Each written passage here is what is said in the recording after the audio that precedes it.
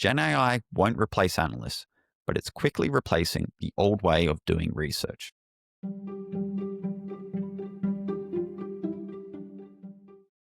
Welcome to the Fund AI Pod, where we explore and showcase how AI is transforming the asset management and funds industry.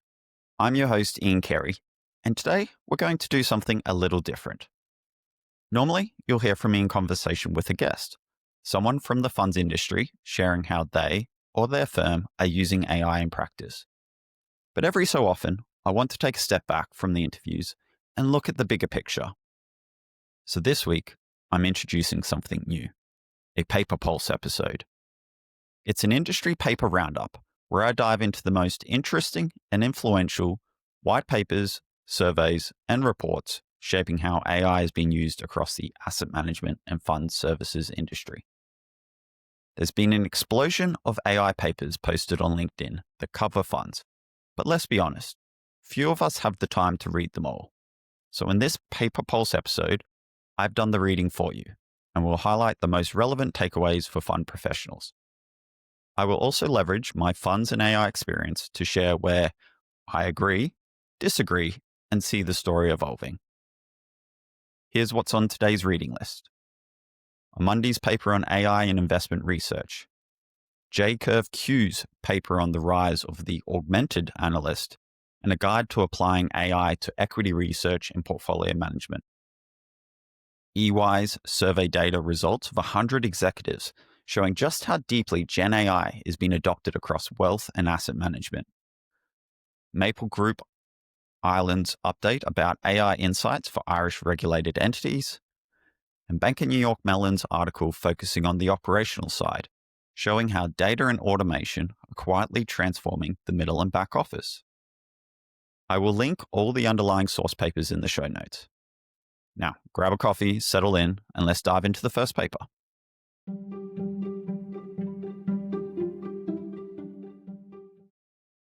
This 16-page deep dive paper from Amundi, published in October 2025, explores how one of Europe's largest asset managers is weaving AI into the research process, not just as a technology tool, but as a cultural shift. The central message from Amundi's paper is clear. AI isn't here to replace humans. It is the ultimate sidekick for investment research. They argue that the real opportunity isn't in automation. It's in augmenting human expertise. Now, let's hit on the key takeaways. There are 5 big ones, straight from their infographic, plus some Amundi-specific gems. Number 1, AI supercharges data management. Machine learning cuts through noise, making massive data sets usable. Amundi's example? They built a multi-factor model with over 100 variables to spot portfolio risks at the stock level. Then, using clustering, it groups similar factors, like emerging market defensives or cyclical sectors, and ranks them by impact. Visuals show bubbles for relevance, helping PMs focus on what really drives performance. No more drowning in data overload. Number 2, cultivate an AI identity. Amundi introduces the concept of building an AI identity. That means embedding AI awareness across the organization, not just the quant team, but in fundamental research, risk, and client service. This, they argue, will be a true differentiator among asset managers in the years ahead. Number 3, it enhances investment expertise. AI spots hidden risks and biases, speeding up market responses. Their advanced investment phaser tool uses case-based reasoning, a type of AI that learns from past scenarios, to predict economic regimes like recovery or contraction. It factors in growth, inflation, monetary policy, and even geopolitics for cross-asset allocations. 4, knowledge sharing. AI unifies insights across teams, fostering innovation. Think faster, more actionable client advice. Number 5, transforming research. AI opens new research fields. Amundi shares 5 examples. A geopolitical sentiment tracker using natural language processing on global news to monitor country risks and bilateral ties, like improving Russia-China relations. AI and responsible investing to detect greenwashing via satellite data and text analysis, or behavioral finance tools for personalized advice, aggregating forecasts from multiple machine learning models for better stock predictions, or analyzing news flow to see how information hits share prices. These aren't hypotheticals. Amundi's rolling them out with their tech arm. From my perspective, Amundi's work captures where the industry is heading. NLP for sentiment is gold for alpha. Human in the loop is a critical concept that you'll hear over and over. The idea of an AI identity is particularly powerful. Firms that go AI native across the organization will build a genuine competitive edge. Finally, their warning about systematic risk is well placed. If everyone trains on the same data and builds similar models, diversification erodes. The firms that will thrive are those that use unique data assets and proprietary modeling approaches, not just off-the-shelf AI. Overall, Amundi's paper offers a thoughtful, grounded view of where AI is adding value and where caution is needed. The message for fund managers is simple. AI isn't replacing researchers, it's enhancing them. For the next part of today's episode, I want to dive into our second pick, this one from JcurveIQ, called Fund Manager's Guide to Generative AI. It's a practical deep dive into how GenAI is reshaping the nuts and bolts of equity research. It's packed with real-world strategies to slash time on analyst grunt work whilst keeping accuracy rock solid. Analysts are buried in filings, passing hundreds of pages of earning transcripts, juggling multiple models just to keep up. This paper captures that problem perfectly and then shows how GenAI can make it manageable. The report starts by describing the time accuracy trade-off that defines equity research. Analysts are forced to choose: read everything and move too slowly, or go fast and risk missing something crucial. GenAI flips this by automating the heavy lifting. Think: instant summaries of 10Ks, highlighting risk changes, natural language Q&A like why did the margins drop over 5 years, with sourced answers, automated earnings call breakdowns spotting tone shifts or guidance updates, red flag alerts for anomalies like revenue rising while cash flow stagnates, report drafting and chart generation from prompts, and finally, 24/7 monitoring of news sentiment or competitor moves. A case study in the paper shows a firm cutting annual report reviews by 80%, from 5 hours to 1, while accuracy jumped from 85% to 97%. That's game-changing. Absolutely game-changing for broader coverage without extra headcount. To keep things trustworthy, the guide stresses domain-trained models with RAG, retrieval augmented generation, to ground responses in real documents that source citations for every fact that you can click to verify, financial guardrails like ensuring balances tie out, and human oversight, i.e. human in the loop. Think: AI drafts, humans refine. No blind faith, and it's all audible for compliance. The payoff? Enter the augmented analyst era. A professional supported by AI rather than replaced by it. It's about shifting time from data gathering to decision making. Teams get deeper insights, faster reactions, and edges like spotting opportunities and risks weeks earlier. What I love is the hands-on section at the end. It breaks research into 5 steps with GenAI prompts that you can steal. Have a look and try them out. From my view, this paper hits the right balance between optimism and realism. GenAI won't replace analysts, but it's quickly replacing the old way of doing research.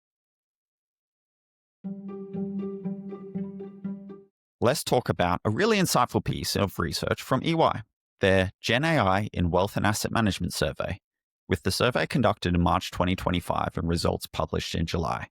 It's a study of 100 wealth and asset management firms, and it's all about how GenAI is moving from hype to reality, or at least scaling up. The report is packed with data, and the executive summary gives a clear picture of where our industry stands. In short, AI adoption is widespread, and confidence is growing and we've moved from pilot testing to real-world implementation. But the challenges of data quality, regulation, and trust still loom large. The main headline: adoption's exploding. 95% of survey respondents said their firms already live with at least 3 GenAI use cases. That's a remarkable level of engagement in just 2 years since the first wave of GenAI tools hit the market. Even more telling, 99%, virtually everyone, plan to implement at least 3 additional use cases within the next 24 months. So this isn't just a passing experiment. It's an industry-wide transformation. Where do asset managers see the value? Well, they see operational efficiency and scale as their near-term payoff, but alpha generation and insight quality as the longer-term goal. We're seeing a strategic shift. Firms are moving away from isolated innovation teams towards embedding AI directly into research and investment workflows. That means analysts using GenAI tools for scenario testing, data extraction, data analysis, flagging anomalies, generating insights continuously, aggregating news, and peer comparison.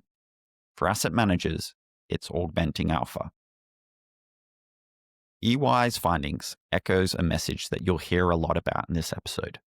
Data quality is the main bottleneck. More than half of asset manager respondents cited inconsistent or siloed data as their biggest obstacle to scaling GenAI. Another theme is regulation. Asset managers operate under MiFID II and the EU AI Act, and EY points out that model explainability and audit trails are now board-level topics. The most successful firms, according to the survey, are those that have already implemented governance frameworks for data lineage, model validation, and human oversight. EY also notes early interest in agentic AI. While adoption is low, over 80% of the asset management respondents plan to explore it within 2 years. While agentic AI remains a 2025 to 2027 horizon capability, firms should be piloting it now, especially in narrow, well-bounded areas like risk monitoring and operational oversight. EY's bottom line: the coming year will separate firms from running pilots from those embedding AI front to back. 2025 should be the year to move GenAI from center of excellence to center of execution. For me, the EY survey captures the real inflection point in asset management.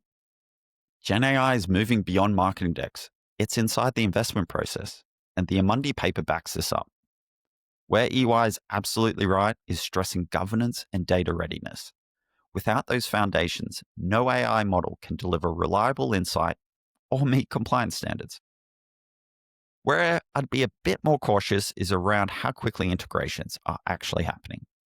Many firms report multiple use cases, but most of these remain department-level pilots, not enterprise-wide systems. The ambition is there. Execution still has a way to go.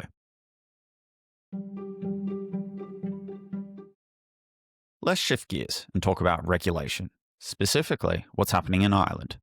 The Maples Group's September 2025 update, called AI Insights for Irish Regulated Entities, gives an excellent overview of how Irish and EU regulations are tightening their grip on AI and financial services.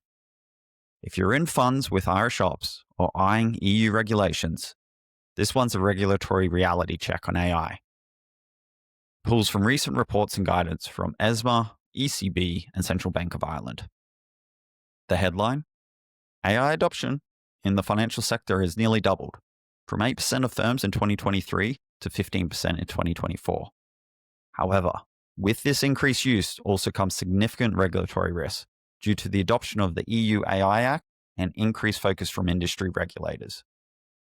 The European Securities and Markets Authority, or ESMA, recently published a report on AI on EU investment funds. It found that while more asset managers are using AI, it's mostly to enhance existing capabilities, not make financial investment decisions. Sound familiar from some earlier papers we discussed?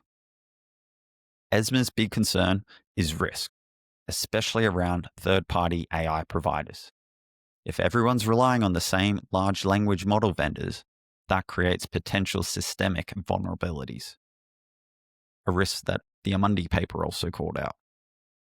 In its follow-up statement, 𝐻𝐼 reminded investment firms that under MiFID II, client interest must always come first. That means transparency about when and how AI is used, strong governance, and thorough record keeping. And notably, 𝐻𝐼 warns to control staff's use of third-party AI tools. Think a staff member using their own ChatGPT app on their phone for work-related queries. That's a sign that regulators are taking shadow AI use seriously. The Central Bank of Ireland is taking a leading role. It's been formally appointed as Ireland's Market Surveillance Authority under the EU AI Act, meaning it'll supervise compliance and coordinate with the new EU AI office. It will continue to engage with regulated entities through regular supervisory engagement and the Central Bank's Innovation Hub. The CBI's 2025 outlook highlights AI risks at every stage in the lifecycle. Input risks, like data bias and poor governance. Algorithm risks, from black box systems to poor parameter choices. Output risks, such as biased decisions leading to financial exclusion. And overarching risks relates to cyber resilience, ops resilience, and governance. They're urging firms to classify each AI use case under the AI Act's risk framework, assess whether it's even permitted, and ensure accountability for every model in production. The takeaway is clear. AI isn't just a technology issue anymore, it's a governance issue. And this isn't just happening in isolation. The European Central Bank has also weighed in, noting the positives, productivity and risk assessment potential of AI, but also warning about groupthink, misinformation, and cyber threats. Taken together, this shows that the European regulators are moving in sync. For fund managers, this means consistency across frameworks, but also less room for interpretation. So what should firms be doing now? Maples recommends 4 steps for Irish regulated entities. First, have a process in place for assessing its use of AI to determine the risk category under the EU AI Act. Second, ensure you roll out AI literacy training for your staff. Third, conduct due diligence on current and new providers of AI systems to ensure that they're complying with the requirements under the AI Act. And fourth, have appropriate AI policies and governance procedures in place. If Ireland's your base, audit now, as it could save headaches down the line as the CBI ramps up its oversight. Last but not least, we turn to the operational side of the story with a Bank of New York paper called Improving Operational Models Through Data and Innovation. This is based on a survey of asset owners and managers across APAC, yet naturally has insights applicable globally for all funds. So what is the core thesis? That data and AI are your tickets to scalable, resilient models. APAC's booming at the moment, and it's also seeing a rising allocation to private markets. But data challenges, complex assets, and regulations are tripping firms up. The survey says that 79% of the respondents are planning to or already in the process of enhancing their operating model to improve efficiency, scale, and resilience. Yet through that, data management is recognized as the major hurdle, with 58% of the participants agreeing. The top 3 blockers are cited as high costs at 22%, disruption of stable operations at 21%, and complexity at 19%.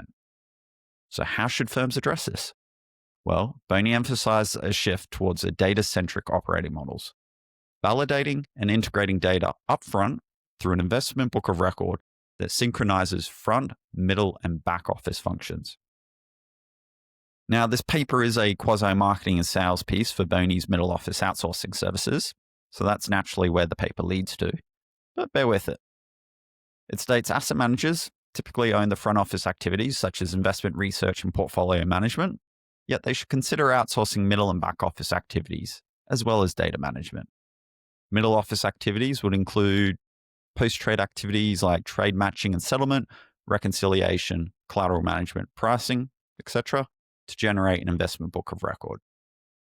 With asset owners and asset managers increasingly managing both traditional and private assets, BNY positions that having an outsourced data management provider can help aggregate and normalize that data across all asset classes. Lastly, BNY looks at areas where AI can provide options for enhancing investment performance. According to the survey, 58% of respondents already see AI being applied in both portfolio management and cash flow forecasting, with additional interest in areas like KYC and compliance monitoring. What's my take on the paper? Well, thumbs up on the core message. Data is key. This is a message you'll see everywhere. Data is AI's bedrock. AI projects that fail are often tanked by bad data. Therefore, what do you need to do? Start with the data audit. That's a wrap from our 5 papers. We had Amundi, JcurveIQ, EY, Maples and Boney. One story stands out. AI is now operational in the funds industry. We've moved from pilots to integration, from Amundi's focus on AI-enhanced research, to JcurveIQ's augmented analysts, to EY's survey of widespread adoption, to Maple's regulatory lens, and finally to Boney's data-centric transformation. AI is reshaping how investment firms think and operate. 2 overarching takeaway themes for me. First theme, AI is an augmenter, not replacer. Every paper hammers this. Amundi and JcurveIQ spotlight how GenAI supercharges research with summaries, prompts, anomaly detection, freeing up humans for creativity and strategy. Maples echoes with EU oversight mandates, ensuring that AI supports, not supplements, decisions. Second theme, data is the foundation and the headache. Amundi talks about noise reduction and new insights from unstructured sources. JcurveIQ stresses domain training and source citing for trust. Boney calls out 58% of survey participants seeing data management as a blocker. And EY and Maples highlight privacy, bias, and quality risks, especially under regulations like the EU AI Act. The winners will be those who embed AI thoughtfully, governed by robust data foundations, transparent models, and empowered human oversight. All of the papers discussed today are linked in the show notes if you'd like to read them in full. I'm Iain Carey, and this has been a special Paper Pulse episode of the Fund AI Pod. If you enjoyed this style of recap episodes, let me know. Thanks for listening, and I'll see you in the next episode.